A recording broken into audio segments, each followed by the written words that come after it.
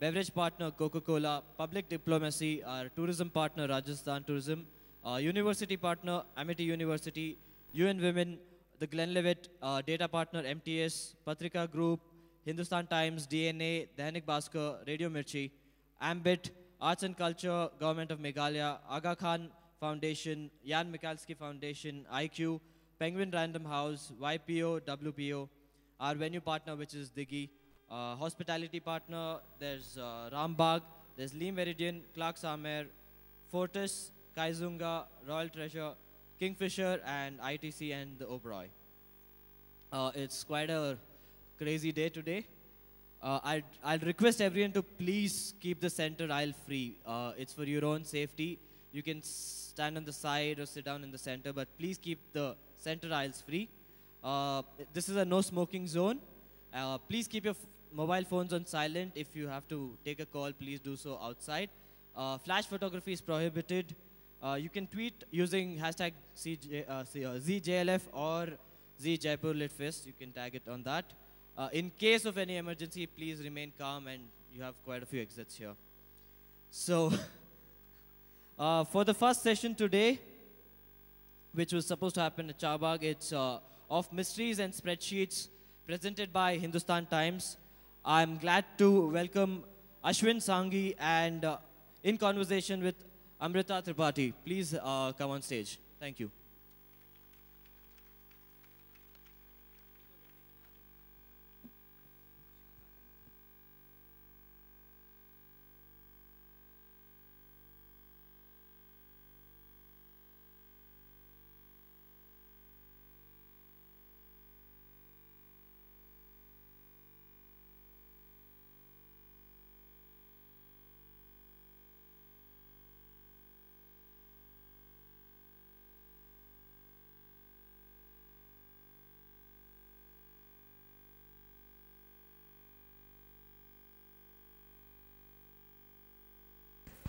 Is the audio okay?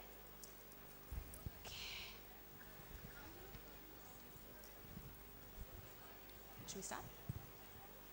Okay, we definitely want to thank all of you for coming out on such a rainy morning, and I think it's really testament to Ashwin's popularity that you're here, even in a tent that drips. I have to say that personally, as a sort of budding writer, I have a ulterior motive in chatting with Ashwin because I'm hoping his tips and his good luck rubs off onto me. We're going to start with by talking about his latest book, Private India, and also he's written his first work of non-fiction, 13 Steps to Bloody Good Luck. That's right, Amrita. And I'm hoping that I'll have some bloody good luck along the way. With the mic. Okay. If we just bring it down a little bit. Or to the side. Yeah, no, okay. It's working. So, can everyone hear me? Yeah? Okay, wonderful. Thanks. So, we were just chatting a little bit right before the session about some of the, it's not just tips and tricks though, because you have a very well thought out sort of strategy for each of your books. Do you want to take us through a little bit of your process? Well, honestly, it always starts with an idea. But somehow or the other, I have always believed that the sort of books that I write, people say that writing is an art, but in my case, it's always been much more of a craft. So to that extent, before I will start writing the very first word, I would probably invest at least about 12 or 18 months in terms of getting the plotting right and in terms of being able to get my research right, which means that by the time that I actually start writing, it's almost like a child with a coloring book and he has the outlines which are already drawn and then he just needs to fill in the red, green and blue. I spend a lot of time on the outlines. So once the outlines are done, then the rest of the writing happens very, very smoothly. So I'm one of those strange writers who never has writer's block because I just know what I'm doing. And that's despite waking up at 5 in the morning and writing for 4-hour chunks. But it's to look at a little bit about your journey has been. I mean, now Ashwin, for those of you who don't know, has in fact written 5 bestsellers to date. Many of us would be happy with just the 1 or 2, but 5 is good. To start out with though, you were just telling me about how the Roosevelt line, we're talking about 10 years ago. Ashwin's also a hugely successful entrepreneur, but you decided this is a story you wanted to tell. Yes. It was a hard sell, so you actually self-published this in the US and then really worked on getting the word out. I hold the world record for rejections probably. I don't know whether there is such a world record, but nevertheless, if there were one, I would probably be on top of the list. So I had no alternative but to self-publish that book. The truth is that I'm happy that it happened that way, because by self-publishing, I was put in a situation where I had to learn pretty much everything about marketing and selling of books. So, for example, for almost about a year and a half, there was no magazine or newspaper which ever wanted to write about that first book of mine. I would reach out to bloggers and say, listen, guys, I don't care what you write. It could be good, it could be bad, it could be ugly, but please, for heaven's sake, you know, read the book and write about it. And of course, there was a little bit of nastiness also which came along the way, but that's in the nature of what you do in your creative space. Sure. That the brickbats and the bouquets come together. Yeah. But the long and short is that I picked up a few small things which I realized at that point of time I didn't realize I was absorbing it, but I did. So for example, when Rosabal line got published a couple of years later, and I remember walking into a bookstore where there were 4 of these books, just 4 copies of my book, lying on some dusty corner, you know, on a bookshelf which no one visits. And I picked up the 4 books. I ran my kerchief over them, knocked out the dust, and brought them and put them right there in front on the bestseller rack. So, and it worked. You know, it worked. So tip 1. And actually, Ashwin was telling me he went back and told the bookstore staff this is what he's done a few years later when you were already. A couple of years later, I was invited by that particular bookstore and I told them. This is how you do it. And then with Chanakya's chant, you again tapped into something that, you know, we're seeing with Amish as well. And Amish and Ashwin actually are frequently on panels together. This is one of the first awkward, very strange. We are almost, you could say, brothers in that sense, spiritual brothers. And most panel sessions seem to be the 2 of us together. Absolutely. Well, he's not too far. He's just down there. I know. But, you know, so Chanakya's chant again tapped into, you know, something that people are, again, there's a renewed interest in mythology, in different interpretations, and you've made it also contemporary. Yes. Because at the end of the day, Amrita, politics is nothing else but war without bloodshed. So, I mean, we may say that the nature of politics has changed. The truth is that how we execute politics has changed. So, for example, 2,300 years ago, in the time of Chandragupta Maurya, if you needed to settle a political dispute, you took a couple of 100 elephants and a few thousand chariots, and you went and waged war. Today, we simply, you know, decide to vote out a government in general elections, or in case we are really upset, then we topple it in the middle of the term. So, I mean, at the end of the day, human nature has not changed. Right. No? So that is where I wanted to sort of describe how fundamentally the nature of politics, you know, who was it who said that poly, which is many and ticks, blood-sucking creatures, I mean, politics, right? So at the end of the day, that fundamental DNA, that fundamental characteristic of politics is pretty much the same, and that's why it becomes exciting. That's why it's interesting. And it's something that's, you know, sort of, it's not, it's very relevant to everyone. You know, so I did say we're going to talk about private India first, but just to see a little bit of the trajectory, I thought was very interesting, Ashwin, as well, because you've also made it clear that you sort of know who your target audience is. You're very involved when it comes to sales and marketing. You keep track of the numbers, which in this industry is a little bit, it's much vaguer than many others. So at some level, when you've been creating your, I mean, it's we were talking of good luck as well. You know, you have a natural skill set as an entrepreneur and a businessman, which you've also applied here. I think so. I mean, the only thing that has changed for me in 10 years is that 10 years ago, I was a businessman who was also a writer. Today, I'm a writer who's also a businessman.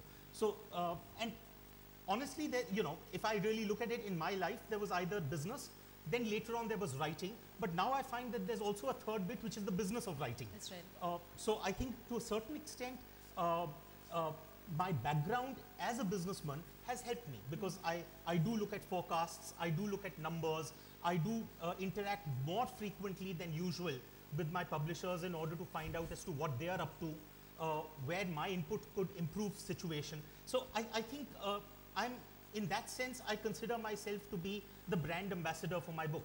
And you also saying, I mean, it's important, as opposed to seeing other writers as competition, and a testament to that, I've been taking notes the whole morning, because I'm like, this is going to work for me, I'm sure. But, you know, you want us to see, I mean, you think it's right, sort of writers versus TV and movies when you're looking at attention spans. This is what I find strange. In our literary world, we at times tend to see Mr. X, Y, or Z as our competition. And that's so foolish. Because at the end of the day, what we are competing for is not in terms of a book buyer. What we are competing for is someone's time. For example, if I take out a book, I'm not just competing with, let's say, Amish. I'm also competing, or with Chetan. I'm competing with a movie hall where the latest movie happens to be running. I'm competing with the kid who's gone into a store and picked up a video game and is spending 3 hours with that game instead of with a book. So in the long run, I think it's important for authors to take the approach that, listen, we need to increase the size of the pie. And if we can do that jointly, and how will that happen? If established authors will encourage the newer ones and not look at it as simply, you know, a zero-sum game. Which is, I mean, why I was surprised, because Ashwin, right before this, you know, there was this inaugural Crime Writers Fest in Delhi, and a friend of mine went to the workshop he did at the Oxford bookstore. You tell me it was packed, 130 odd people. And this friend came out and said, you know, and he didn't know that I knew you, interestingly, and he came out and he said that, you know, Ashwin Sanghi was so generous with his tips and not tricks again, but information. How do you go about, you know, writing crime? And there was a very serious, focused kind of audience, not that you're not, but, and we're going to come to questions later. But it's interesting that because not everyone is so generous with what they've learned, right? I mean, I feel like it's interesting. I think it was Somerset Maugham who said that every word that I use in my books is already in the English dictionary. So, I mean, you know, the way I use them is different. So, I mean, the stuff that I'm sharing is actually all there in the public domain. Sure. So, I'm not doing anyone a big favor by sharing it. That's very modest and nice. But I've taken notes. Now, tell us about attention spans, because you told me this fascinating, the statistics about how someone buys your book. Well, I mean, when you look at thrillers, obviously, I mean, the moot point is that they have to thrill. But the greater challenge is how to keep someone's attention. I mean, human attention spans have been actually declining progressively. If you had looked at the human attention span in the year 2000, it was an average of about 12 seconds. Today, the average human span is about 8 seconds. And what's really scary is that a goldfish has a 9-second attention span, which means that we are 1 second below goldfish, you know, which is really rather sad. The way I look at it is that, you know, I think Google did a study a couple of years ago, and they tried to look at the readers who walk into a bookstore, and they found that the average reader spends about roughly 8 seconds on the front cover of a book and 15 seconds on the back cover of a book, which means in 23 seconds, he or she decides whether they will pick up the book and then take it to the cash register or not. What's really scary, that same study found that the average book is only read up to page 17, which is a shocking statistic. So the point I'm making is, I think at least with my books, the philosophy I have followed is that the first page will get me my reader, the last page will ensure that he looks out for my next book. And in between, the last line of every page has to be a page turner. Simple. This is how to write a bestseller in short. And certainly, I mean, you know, Ashwin has a huge Twitter following as well. So those of you who agree with the statistics or don't, please tweet later and tell us what you make of that if we don't get time to, because this is a bit of a curtailed session. But, you know, I wanted to talk about Twitter because it's really increasingly becoming a part of, you know, the author's brand identity, not just authors, but you know, many people. You also take it quite seriously. I had no alternative. In fact, honestly speaking, when people say, oh, Ashwin, you were the first on Twitter, the first on Facebook, the first on YouTube, the truth is that I wasn't being innovative. I was just playing out my desperate game to be heard. I had no traditional publisher, and the only way that I could get my message across was by looking at a variety of platforms. But over a period of time, I think social media has evolved. So today, it's possible to be in touch with your readers, not use the channel purely as a marketing channel, to also encourage some amount of meaningful dialogue. And I think that meaningful dialogue is what eventually keeps those people coming back. Sure, because I mean, I follow you, and I was telling you earlier, so in the news feed, you know, every day you'll have, it's not just your own writing, I mean, or comments, but you're also tweeting quotes that inspire you, other writers, and that seems to get a lot of traction as well online. That's right. I mean, people actually get quite fed up of me because I tweet 24 times a day, once every hour. So, I mean, you know, that's almost like saying that, you know, I mean, I need a cup of tea every 6 hours, or I need a, you know, I need a drink in the evening, you know, at intervals of every 15 minutes. We'll show him the study later on addiction and internet, but I mean, whatever works, right? I mean, Absolutely. What was your advice though, you know, because you do have a lot of, you know, would-be writers, aspiring writers in your audience. Young people also often come up to you, I think.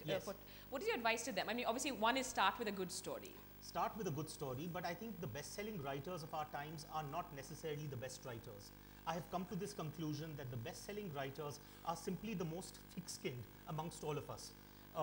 and which means basically that they are willing to take the brickbats with the bouquets. They are willing to remain persistent. Rejection is a part of the game. Being sort of, in Hinduism we called it Agni Pariksha, trial by fire. It's pretty much that. Publishing is pretty much that. Yeah. And then remember one thing, you're in the creative field, so a lot of youngsters, when they write a first book and they get a bad review or they get a negative comment, they get sort of very affected by it. Don't, because it's a creative work, so there are bound to be people who love it and there are bound to be people who hate it. And don't take the critics too seriously. I've always believed that the relationship between an author and a critic is the same as the relationship between a lamppost and a dog. And no matter what happens, you're going to get peed on. So, That's going to go down well with the potential critics. But, in a way, it also reflects the way you started out, because you were saying that, initially, and we were talking about how the thriller in India is a relatively new genre. When we were growing up, we didn't have Indian writers writing. Absolutely, which is so sad, no? Because, I mean, think about something like detective fiction, which we did with Private India. I mean, the truth is that we had Satyajit Ray giving us Feluda in the 1960s. But we allowed ourselves to give up that space.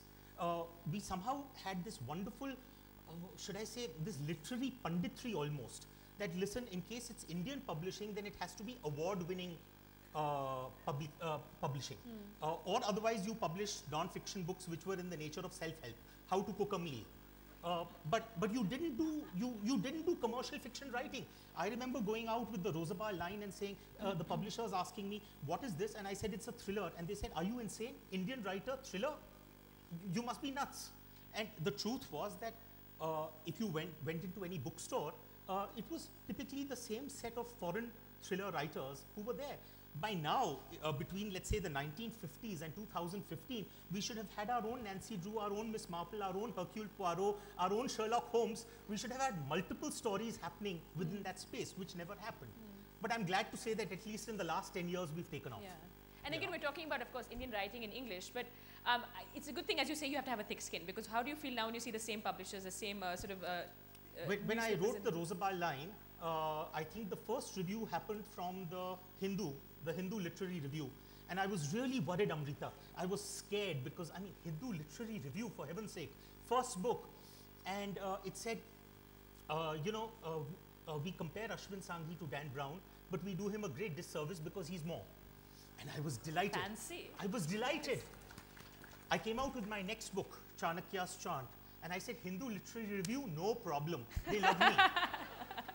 I said, they love me. And the title of the review was, Why Mr. Sanghi? This is a book. And it said, it's a book which has the intellectual caliber of Winnie the Pooh. Now, I don't even know, honestly speaking, I don't even know what the intellectual caliber of Winnie the Pooh is. I think it's pretty high, actually, but we should. I have no clue. You never know. So basically, take the sort of brickbats along with the bouquets. But, I mean, again, we're going to come right back to... The worst one I received was when I had not yet been published by a mainstream. I had been only self-published. And this lady went on and said, Ashwin Sanghi has written a good book, but it should have stopped on page 10. Not even 17, not even your traditional. But your first book, you did also write under a sort of an anagram, but it's not it's not Ashwin Sanghi. Why did you think of that? Well, the thought I had was that I was really worried at that time about people's opinions. So I said, if someone's going to be taking the flak, then why make it Ashwin Sanghi? Let someone else take the flak. Then later on, what happened is when I decided to get published in India, my publisher said, hey, listen, I mean, imagine if we are doing a press conference and we say that, it's Mr. Sean Higgins who's coming, and then suddenly Ashwin Sanghi lands up on stage. I mean, it's going to look very weird. So you need to publish this under your own name. So that's what happened. You do kind of look Irish, I suppose, in some angles. But now take us through, because you've also said that you had a very eclectic reading habit as a child. Yes. It involved thrillers, but it also involved very sort of spiritual texts. So how does that all come down to with you writing with James Patterson? My grandfather was a poet himself, and he was multilingual in the sense that he spoke Urdu and Persian and Sanskrit. He had a wonderful library of about 15 or 20,000 books in Kanpur. He lived in Kanpur. And every week from Kanpur, he would send me one book out of his library, handpicked, that, I think this is a book which is worth reading. And at the earlier ages, when I was, let's say, 10 or 11, I would collect the books and just put them on my shelf because I was just happy to be receiving a gift every week. I wasn't really reading it. But the old man wisened up and he said, listen, this guy doesn't seem to be reading. So he altered the formula and he said, no, now I'm going to send you a book every week. And every week when the book comes, you have to send me a letter telling me what you read and what you liked and what you disliked. So that carried on, that tradition carried on for a good 10 or 12 years. And during that time, I received more than 400 books from my grandfather. And they were a wide variety of books. I mean, ranging from the classics and literature to the Rubaiyat of Umar Khayyam, autobiography of a yogi, Raja Gopalchari's Mahabharat, you name it. So I think the content that drives my books comes pretty much from what my grandfather gave me. But at 180 degrees to my grandfather was my mom, who was always reading the latest thriller. So if it was a Frederick Forsyth or a Sidney Sheldon or an Irving Wallace or an Arthur Haley, it would be read and it would be passed on to me. So I think my style, my sensibility in that sense is much more of a fast-paced thriller writer. So I think I've tried to combine both of those in the stuff that I turn out. And the pinnacle really is writing with James Patterson, because I was saying I was traveling and I happened to be coming through Heathrow and sort of security guy was looking, it's like, oh, private India. I was like, interesting, because we never had this kind of, how was that entire process? I mean, because It was great. James is a prolific writer. Prolific in the sense that I think last year, 2014, he did about 8 books, which is incredible. You have 3 this year, right? You're looking at 3 or 4. Hopefully about 3 this year. But 8 books in the year, that's incredible. And he has made an art form out of collaborations. So I was very lucky in the sense that James said, listen, I want you to run with the project. I don't want to hamper your style. So let the plot come from you.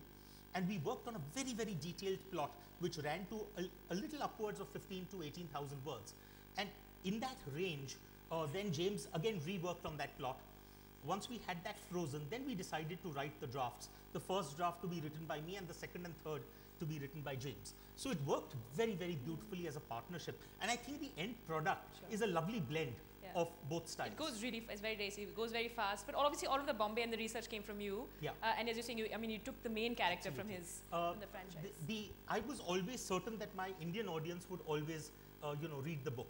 But what I'm really happy about is the fact that in the last 3 months, we have proved on the New York Times bestseller list as well as on the Sunday Times that Western audiences are equally happy. Amazing. So that, I think that is, that's good not just for Ashwin Sanghi, but it's good for Indian writing. Yes. And when I have your 8 seconds, he's going to tell you to buy my book as well. So it's good for Amrita as well at some level. But it's a shorter session than normal. We have 10 minutes left. I want to check with a show of hands, any questions? Because we'll open it up quickly then for questions. So always the first one is always tough. There's someone there on the side. Okay, there's one here, there's one in the back. You want to start here? Yes. I want to take a photo of this crowd as well, meanwhile. And tweet it.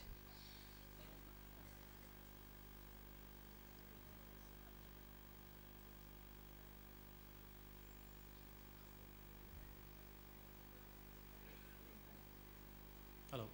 Hi.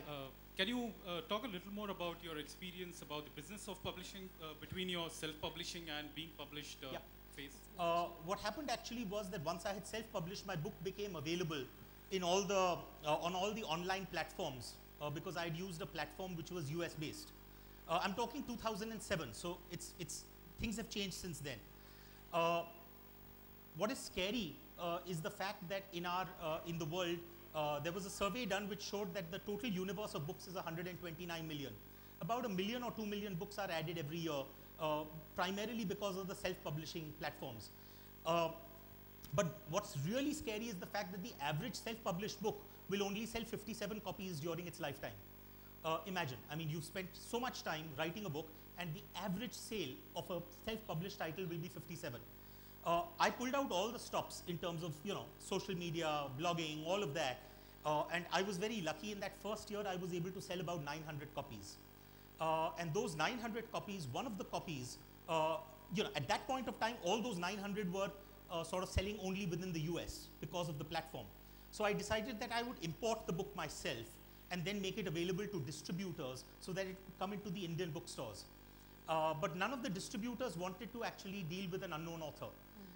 So I managed to target a friend of mine who was in the distribution business, and he gave me a list of 100 distributors in India, and he said, why don't you send them each a copy with a letter saying that would you be willing to stock and supply my books, which is what I did. one out of them got back to me. It was a company which was Chennai based and said that, listen, we would like to do it, but we think that the book is good enough to be published by our sister concern. So that's how it happened actually. The point I'm making is that honestly the odds of that sort of a thing, it's nothing short of a miracle. And that's the reason why, you know, when my first book was not going anywhere, I remember talking to a family friend of ours and I said, Uncle, kuch nahi ho raha hai, nothing is happening. I've been rejected by more than 40 people already. Now where is it going to go? Where is it going to end? And he said, beta, remember one thing in life, 99% is about good luck. So I said, but uncle, what about the 1%? What is that 1%? He said, that's known as bloody good luck. that 1% is what happened to me, because it was that one distributor out of the 100 who got back to me. But backing that is your incredible effort, because so many people give up before that. So no, what you were saying. Or it could be obstinacy, stubbornness, foolishness also, you know. Yeah. Betting on yourself. We have a question there. Hi. I am Purushottam from Hyderabad. Hi. My question is, yesterday I was listening to one conversation in Fort Samvad. Is commerce killing the good writing? Something in those lines. So there were many people who are publishers and writers separately. Now you are both. You are a writer and as well as a publisher also. So how does these two personalities conflict within yourselves when you're writing? Is there any kind of conflict to you as a publisher and you as a writer? Honestly, I'm no longer a publisher, because after that first book of mine, I eventually ended up, you know, signing up with the traditional publisher. So to that extent, I'm not wearing both hats any longer. But having said that, let me tell you, I think that there is a beautiful coincidence of what happens within the publishing world with what is happening in the writing world. I think at the end of the day, the way I have looked at all of my books is that ultimately they will sell, provided that I do one major I achieve one major objective, which is to entertain. If I cannot entertain you, you are not going to read my book. Now, along the way, it's possible that I may also be able to educate you slightly and maybe enlighten you slightly. If I achieve that, then I consider that to be a bonus. So I think as long as the publisher as well as the writer know which market they are attacking and what is the objective of that book, then I don't think there's a problem. The problem arises when the writer wants to do one thing and the publisher is looking at something else. Then it becomes an apples and oranges situation. I think okay, so we'll have time for 2 more questions. If you make them quick, there's one in the back as well. Go ahead. So just you want to say that writing good is not just enough. Yes. The good marketing is also needed. And absolutely. also behind that, there is craziness and a madness behind this. Yeah. I've always maintained, you know, there was the old, what was it? I think it was a Hemingway quote which said that write when you are drunk and edit when you are sober. That now needs to read as write when you are drunk and market when you are sober. Because without that marketing, you're not, you know, I mean, if you've invested a year or a year and a half in writing a book, why would you not invest another 6 months in marketing it?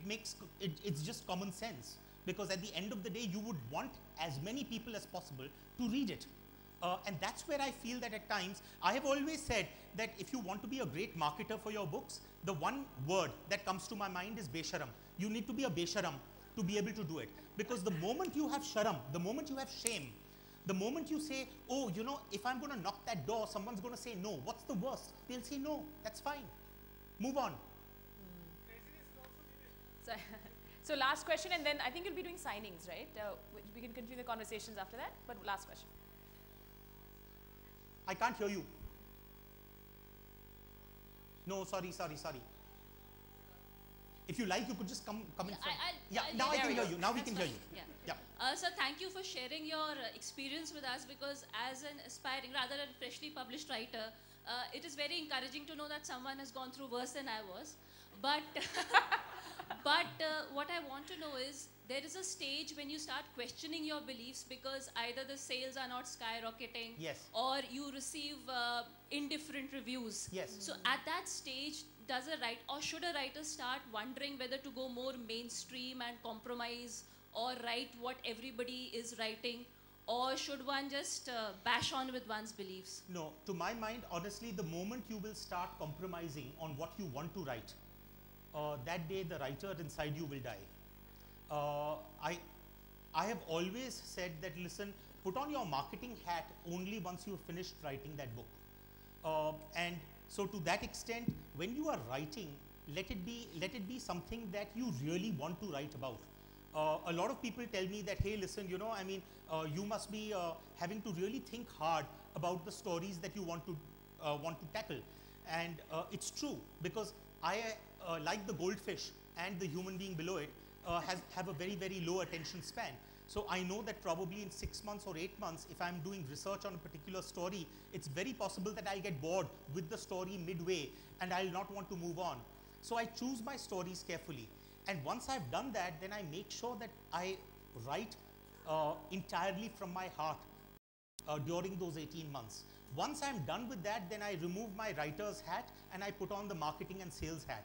And at that point of time, then I do not worry about whether I am appreciated or not appreciated. I will be in your face begging you, please buy my book.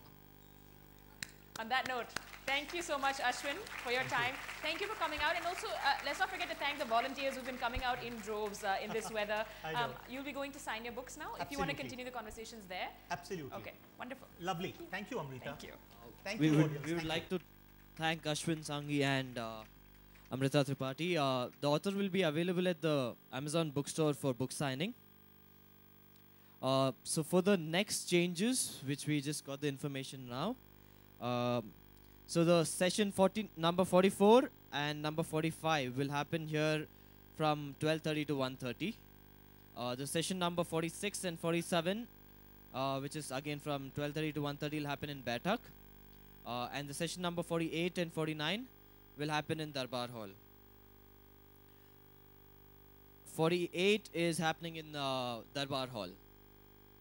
12:30 to 1:30. 39 is happening here now. Yeah. 44 is happening here at 12:30.